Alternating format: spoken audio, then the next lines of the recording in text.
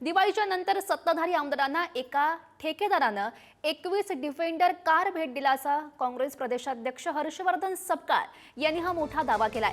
21 आमदार नेमके कोण आणि तो भेट देणारा ठेकेदार कोण हा प्रश्न महाराष्ट्राला पडलेला आहे। याचं उत्तर लवकरच महाराष्ट्राला मिळेल असंही सपकाळ यांनी म्हटलेलं आहे। 21 पैकी एक गाडी बुलढाण्यामध्ये असल्याचं सुद्धा ते म्हणतायत। बघूयात।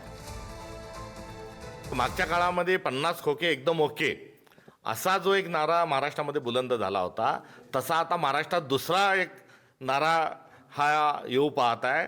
कारण दिवाळीचे फटाके हे फुटत असताना महाराष्ट्रातल्या सत्ताधारी आमदारांना 21 डिफेंडर ह्या एका ठेकेदारांनी गिफ्ट केलेल्या आहेत।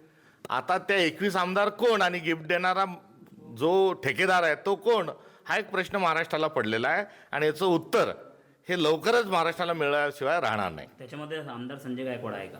21 गाड्या आहेत, एक गाडी बुलढाण्याची आहे, ती आता त्या 21 मधली आहे का 22वी आहे, हे आपण सर्वांनी मिळून शोधा।